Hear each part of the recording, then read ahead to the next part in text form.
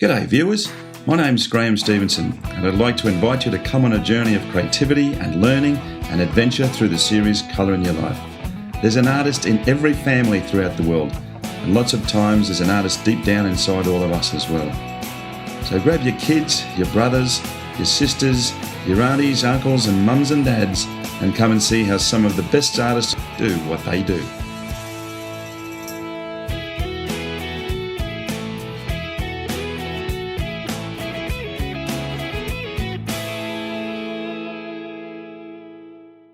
Okay folks, welcome back to Colour in Your Life. Well, this is going to be a really different type of day. We're at Beltana House in Adelaide and we're about to see an amazingly talented artist, Cheryl Bridgart. So let's go inside and say hello to her. Hi Cheryl, how are you? Welcome, Graham. Good to see you. It's a pleasure. This is an amazing place you've got here, isn't it? Just extraordinary. Come and let me show you around. Absolutely. It's just incredible. Wow, this is amazing.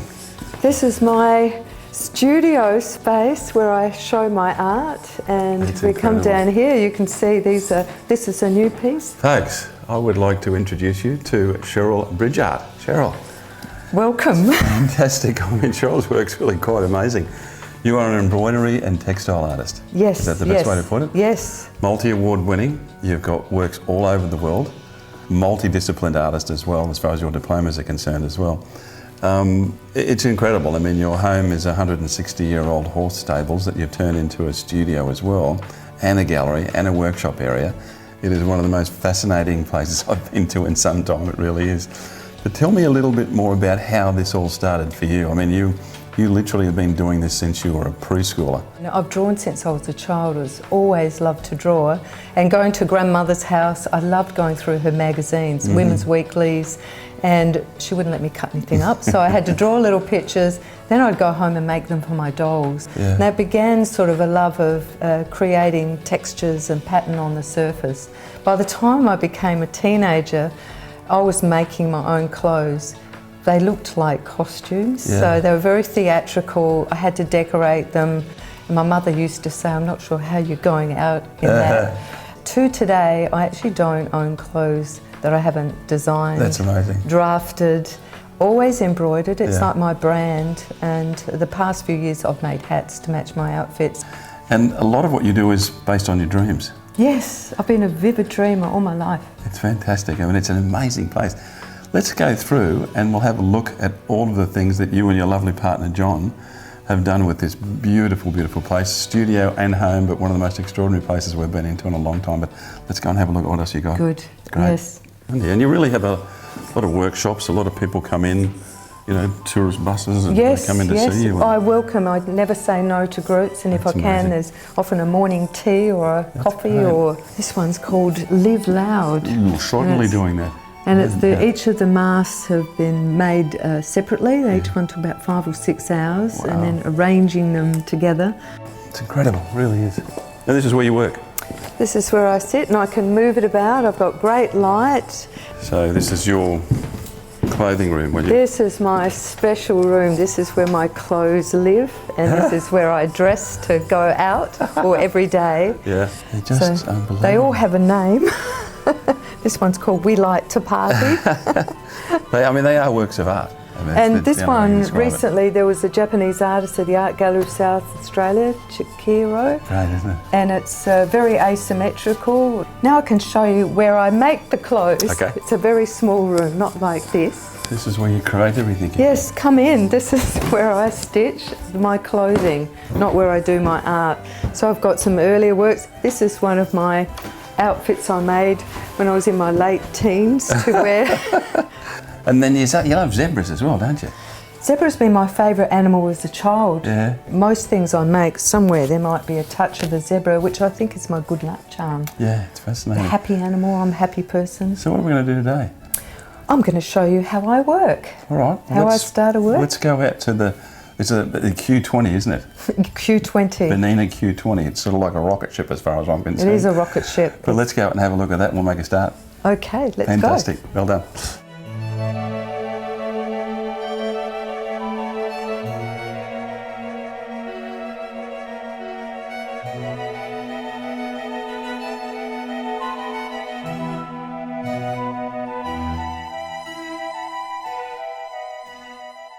All right, Cheryl, well, you are at your Benina. From what I can see, you do a sketch before you start all of this. Yes, always a drawing. I love to draw, and my embroidery is like drawing. So this is my reference. Sometimes there might be 6 drawings. For this one, which I did for you, it's just one colourful drawing.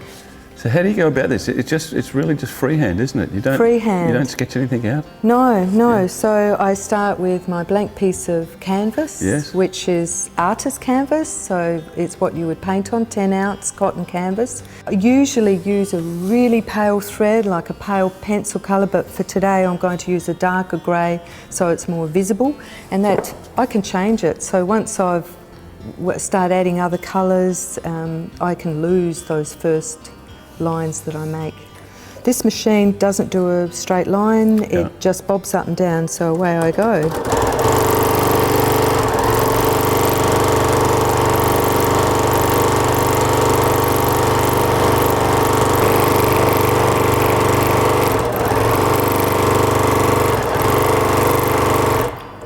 So we've got another one here that's got colour all over it as well. So how about we go on to this one here, and then you show us a little bit more on this one. Okay, so this is the first scribble. I will take this one off.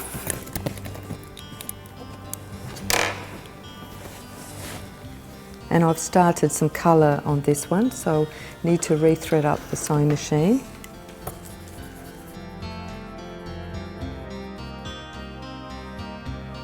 And you've also got some other amazing pieces. The art of being different, mostly black and white, but you've got these brilliant colours that you put into your work, and obviously the cotton that you use, the colours on them are quite amazing. I love colour. I'm using a German thread, and I've selected out the colours here for this work. There's some quite bright ones in there. The work comes alive. I start with my lighter colours, and the work comes alive once I start putting on my darker threads. But the thread is called Almond GP, is that correct? That's the brand, and they call it Rassant. It's a poly thread, it's super fine, beautiful colours, very strong, and I love to optically mix colours, which you'll see as I move along with this piece. So you've got another piece called Beautiful by Nature. it's an environmental piece. It's about how we're really connected with nature. That's why the eyes are in the landscape. The landscape is us, John and I, driving down through McLaren Vale, beautiful Adelaide Hills, down to our south coast beaches where we love to spend time. So it's got the colours that change, it's got the birds, and we are very part of nature. And you've also got Autumn Dreams in there as well, which looks like it's got the spiral of life going all the way through it. That's a romantic piece. Again, it's about nature, and a lot of my work has faces, so there's this romantic face amongst the leaves. Now you can see I'm adding more colour on, and this is how I work. I'm either going to be hatching,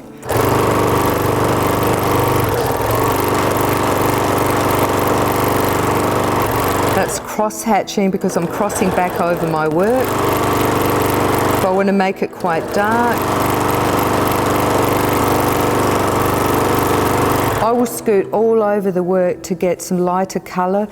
One of the things you might notice, I haven't got a hoop, and I'm keeping my work flat by I'm holding my work, but I would regularly go and press my work. It's a really good tip. People look at their work and say, why is it puckering?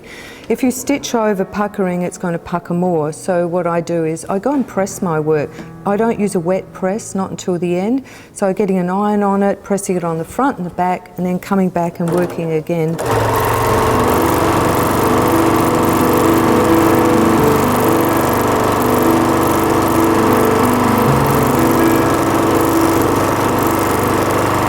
When I'm working on a face, I actually work around the form exactly the same as when I would draw. So at the moment you can see I'm working around the jaw.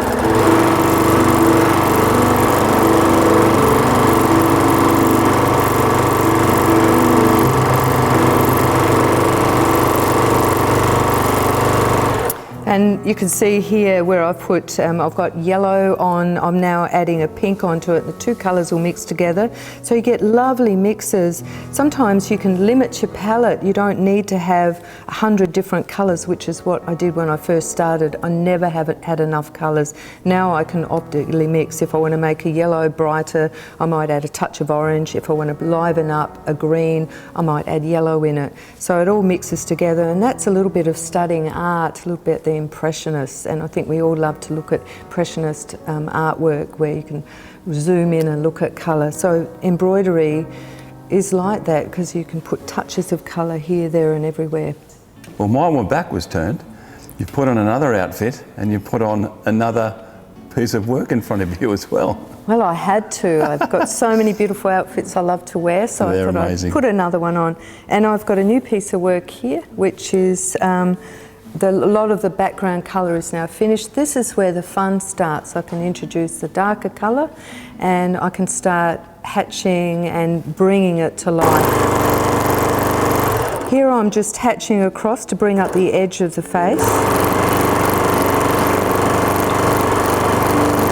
But I want to do something even more exciting. I'm going to move into the eye. A lot of people wonder how I do my eyes.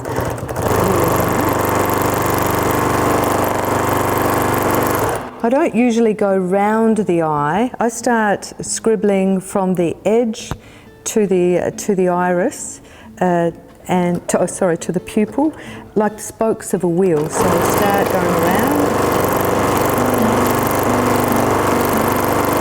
Then I'll come back and I'll start darkening at the top of the eye and on one side, because I usually think about where is the light on my work so it's consistent. So I've got the lighter side this side. Here we go. You've got another piece called Cryptic Eye, which has got your lovely zebras all through it too, but that's a great looking piece. Zebra is a symbol, a happy symbol for me, so Yeah. I use zebras a lot. But the eye, I think when we talk to people, we look deep into their eyes, even into animals, because you know there's what they're thinking, who they are. And that's why often I'll put faces next to birds, because we are very connected. And birds are interesting, especially in dreams. Sometimes we fly, as children we fly in dreams. Birds can fly away, so if things aren't going well, they can just fly. They're creatures of the skies and the heaven. So I often use them as a symbol of how we grow in our artwork, in our life. So the bird is quite an interesting symbol. Wonderful. Okay. Yeah. If I want to darken an area, and just here on the tip of this, sort of like a brow, but it's the eyelid, I'm going to be scribbling around in circles, which means I can fill in quite quickly. And this nose I can come down and define by coming down it and doing some hatching along the edge.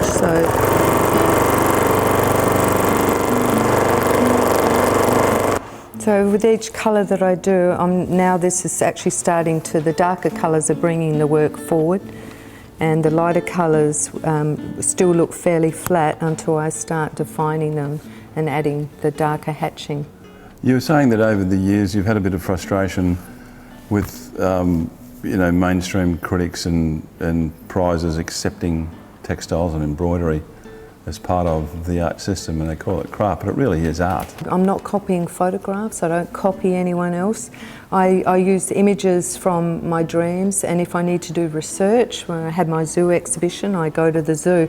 So a lot of my processes, I look at balance, I look at colour, I look at my composition. When I'm doing figures and faces, I want them to look three-dimensional, so I know how to shade and how to work colours together.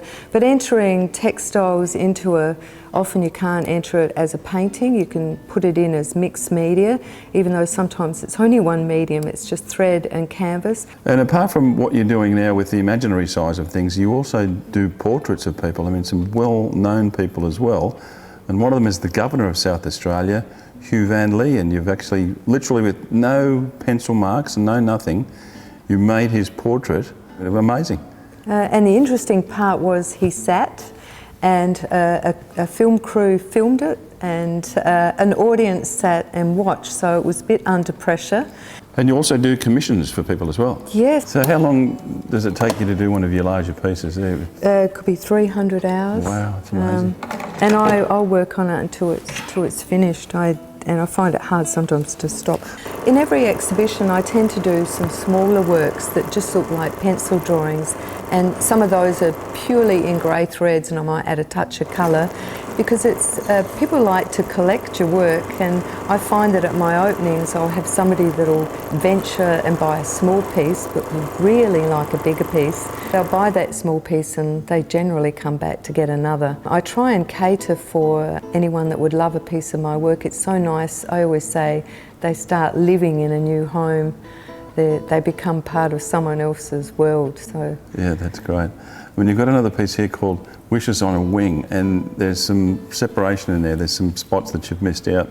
And from what I've found in getting to know you is that there's a really lot of meaning in your work and what you do. You're always trying to say or make a comment of some sort. We're in New Zealand. The earthquake had happened. The city was full of holes. So there's holes in the work that show the holes of the city. But this beautiful, colourful bird is growing out because there's regeneration and there's plants. All right, Cheryl, as fashion designer extraordinaire, you're in another outfit, which is great. And then you've actually moved on to another piece of the same subject as well. I've moved on, and this outfit, they all have a name. This one's called Play That Tune. That's great. The previous one was We Like to Party. Yeah. So we'll start stitching.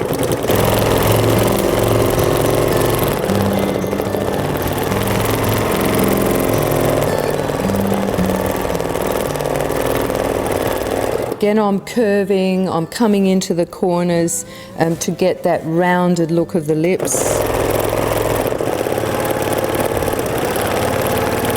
And it's not outlining. I don't draw an outline around everything. I'll stop and I'll start. I'll define an area that I think needs to look a little bit darker, and I may let the background stitching show another outline.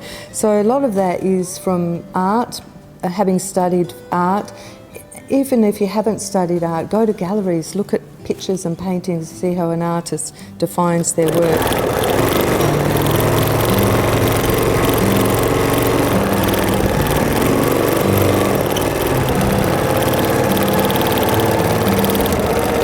Now I'm not going to cut my thread, I'm going to scoot over to where my next bit is, because I can use this colour to define as I go. Now, apart from your embroidery, you're also a very talented artist with paint as well, and I just wanted to bring up a couple of pictures. You've got one called See Something. See Something, yes, quite a quirky piece. And the other one is Carnival of Dreams, and it looks like that's you in the middle of the carnival, from what I can see. I'm a ready subject. I'm often here on my own, have mirrors, and I just often put myself in, although I try not to make it me. And that was Fringe Time in Adelaide, which is happening very shortly in Adelaide. So that was inspired by dreams of being involved in the fringe and activities in Adelaide. They're wonderful. And another thing I really need to emphasise as well is that people think that this is programmed into this sewing machine, what you do, and it's not. It's all freehand drawing with a stitch. It's like pencil hatching. Yes. And you're just using different coloured cottons to be able to get the image. So it's not programmed at all, is it? Nothing is programmed in. This machine is on manual. There's no stitch length even on it. There's no feed dogs like a normal machine. If I do that, nothing happens until my hands take over to draw. I use exactly the same techniques as I did as an art school student. Hatching, cross-hatching, trying to define, trying to render things to make them look three-dimensional, and I use that with my thread. And another thing I want to mention as well, I mean, you've just changed into another outfit. Your clothes are just wonderful, they're extraordinary, but there's a number of them. You've got one called Masks, which I think is a fantastic picture. It really is brilliant. I can just see a coat made out of that. And then there's the parrot coat that you've done as well. And they're just one-offs, they're designer one-offs. We Like to Party is another one. Your imagination is extraordinary, and your ability across a wide range of fields is just amazing. It really is. Thank you. I draft my own patterns. I don't buy a garment and then decorate it. They all start from scratch, from drafting. If it's complicated, I'll make a toile out of calico. So every day I wear these outfits. I don't have jeans. I wear something that makes you feel good. Yeah, absolutely. I have made 2 waistcoats for Nick Mitsovich, who's the director of the National Gallery of Canberra.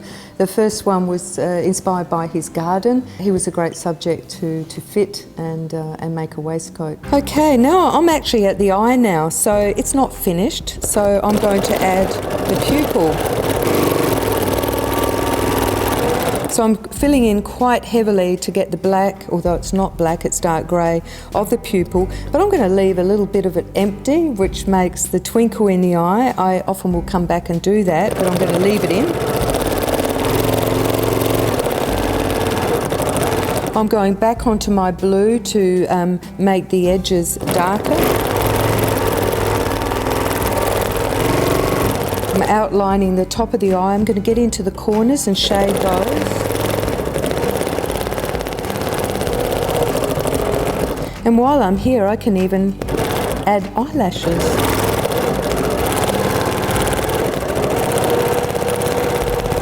So I can stop and I'm looking at the corner of the eye here by the nose. I need to darken that. So it's observing, looking at the work, referring back to my drawing and seeing where I need to add more. I'll just... Sometimes I hide things in the background. It might be a little eye that I'll scribble in somewhere. Often in the landscape, so I put little birds or little animals. If you look closely, you'll find things in trees. Now, another big step in your career was when you won the competition Dreamtime, when you actually had to design an image for a billy can, and that was sponsored by the Australian Arts Council, Tourism Australia and Qantas, and you won it. Without going to England, it changed your whole life. Really, it was overwhelming. Yeah. Mine was a billy tin that was totally embroidered, and eventually it led to an exhibition over there, which was fantastic. That's great. Really, really well done. Okay, I'll move on. My work takes so long to do. I've shown snippets of how I start, how I work, doing eyes, lips. Now I'll go to one that's almost finished. The final thing that I do to my work is I need to sign it.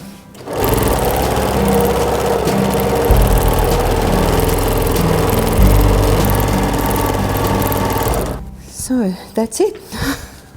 Well, Cheryl, it's been an absolute pleasure being in your beautiful home, your amazing studio, and watching the incredible work that you do. I just think it's fascinating, I really do, and thank you so much for having us in your studio. Thank you for having me. It's been a pleasure to share my space and my art, my passion. Thank you so much. Thank you.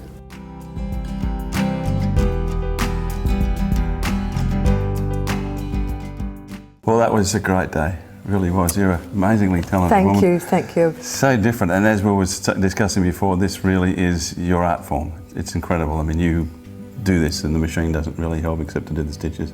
It's incredible. Now, if somebody wants to come in and talk to you and then come down and see this amazing facility you and John have created, your website address again is www.bridgart.com. Come in and see, and Cheryl has some amazing work in there. Come in and see us as well at culinarlylife.com.au. If you've got any questions about what we do, please get in touch with us and come and subscribe with us on YouTube and on Facebook. We're having a great time and we love to see people like Cheryl. But until we see you guys next time, remember, from Adelaide, make sure you put some colour in your life. See you guys. Bye. Bye now. Bye.